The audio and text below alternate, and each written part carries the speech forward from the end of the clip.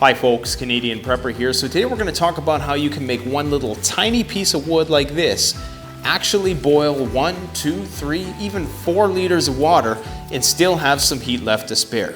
In a survival situation, you may not always have access to lots of wood, so you may have to ration it, but you may have a lot of time on your hands. This method that I'm going to show you today, although it does take a little bit of time to set up, it's going to allow you to have a very low maintenance, clean burning, near smokeless fire that will basically function nearly as good as a gas stove. So let's get to it.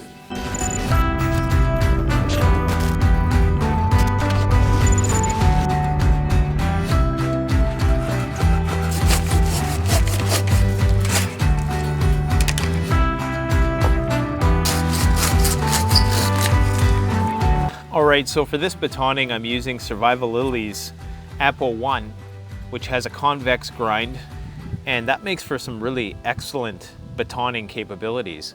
And it looks like I might get stormed on here, so I better make this video quick. This is hardwood too, so it's birch. There we go.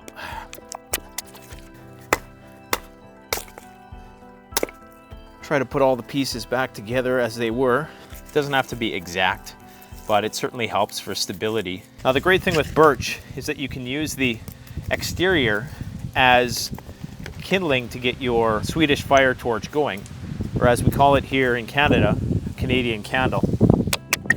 So we're going to take our 4-sided piece of wood and we're going to pull off one piece, and towards the top part of it we're going to hollow some of that out. So we're just going to cut some of that out so it's a little bit hollow, but we're not going to go all the way down to the ground. What you should then have something that looks like that. So you see how it's hollow, and then we're going to do that for each one.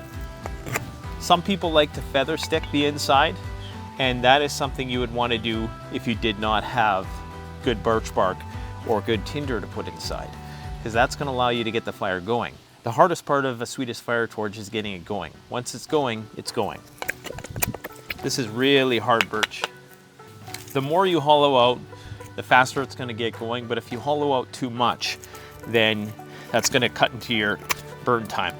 The only problem with making them this small is that there's not a lot of leverage when you're trying to carve the inside out. This is something you can do around a campsite if you're bored and you got a bit of time on your hands. This is going to allow you to boil water very quickly with minimal energy expenditure once you get it going. There we go. It's perfect. That one's going to be for the firebox stove. We're going to do this one. It's going to be the freestanding one. All of this stuff that's flying off here, you can also use that as your tinder to start the fire. Okay, so there's a couple ways you can do this. Like I said, you can use the wood shavings that you carved out of the center. You can use fatwood and grind up some shards of fatwood. You can use birch bark, which is what we're going to use because it's the easiest. You could feather stick it. You'll want something which is going to burn for a couple minutes at least in order to let the wood get going. So you want to get your coat hanger, and you're just going to wrap the coat hanger around, and you want to leave a little bit on this end so that it can hook on, and maybe just, you know, turn one end like that so that there's something for it to connect to when you wrap it around. You can tighten it up a little bit. There. So now basically you have a bit of a handle to handle your fire, and you can move it, you can manipulate it a bit. And what we're going to do also, you want to get some really thin sticks and just put them down each side like that. So it's down like that. That's just going to keep it from closing, and that's going to keep that airflow in there. Ideally, your wire would be in the center of the bottom and the stick above. Now what we're going to do, we're just going to stick our birch bark in like so. So the curl goes outwards. The more you stuff in there, you know, the more fire you're going to get. But if you stuff too much in there, it's not going to be able to breathe. And this will actually work a little bit better on a partially windy day because oxygen is going to be forced through there. This is going to allow you to keep it together. And if you want to put this in the firebox, the firebox contains it anyways, so you really don't even need to do this necessarily. That's going to boil water for you.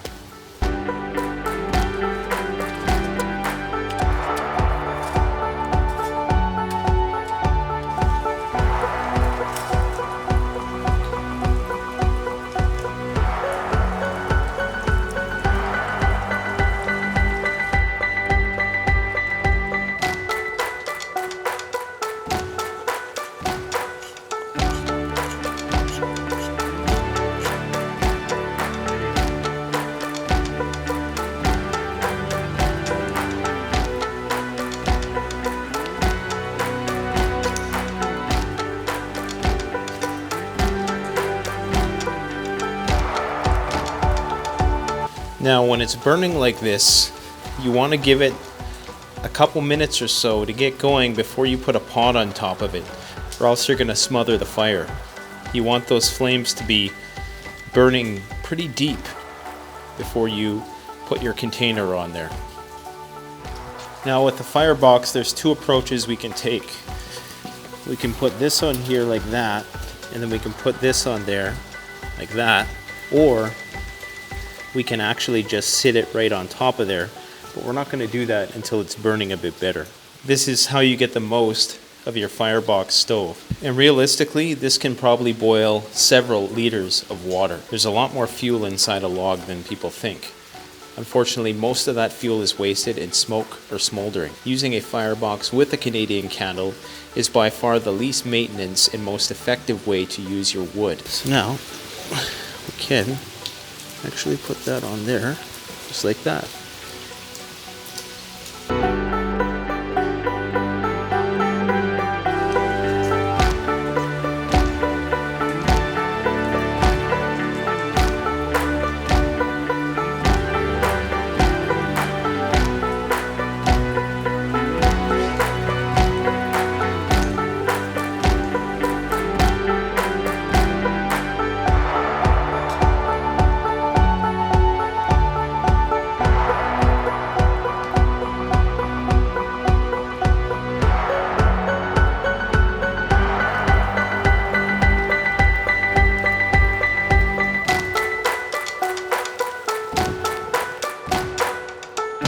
See, we still have plenty of fuel left. That's going to burn for quite a while because there is a gasification effect. So you'll notice there's not a lot of smoke from this fire, whereas that one there is. Mind you, that one's still getting going. It will kind of be self-gasifying also because of the air channels that come up through the wood there, but not as much as the firebox here. And of course, we have a full rolling boil for the last minute or so. And you could easily boil, I'm guessing, if the conditions are right, maybe 4 or 5 liters of water off of one little tiny log. And of course some tinder, which can be made from a variety of different things. Great thing about this is you can pick it up, you can move it, you can put your pot right on top of there like we did with this one. Bring your water to a boil, and if you're having problems and you're finding that it's not lighting, try just wedging a stick in the side. That's going to give it that airflow it needs to get going. And remember, a little bit of wind is actually a good thing for a fire like this. Eventually, when it starts to burn down, it's obviously going to shrink and this handle's not going to work anymore. The whole purpose of the handle basically is to keep it together. Now right now it's raining, so let's put it in the rain and see what happens. Still got a good burn going, in spite of the fact that there's some good rain coming in right now. That means it is burning hot.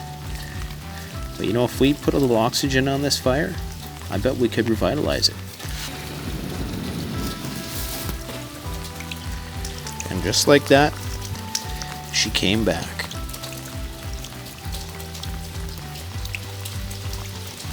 Still burning in the rain, only our handle is not really working anymore because the pieces are getting too, oh yeah, there we go.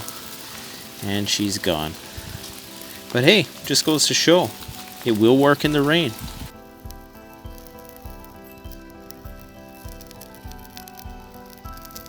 Hey, back up. Hi. This little bottle I'm using here is a Nalgene stainless steel bottle. It's the perfect bottle. It's single walled, so you can put it right on the flame or any fire. And it does have a lid that comes with it, but the lid comes clean off. It's about a $25 bottle. We do sell them at CanadianPreparedness.com.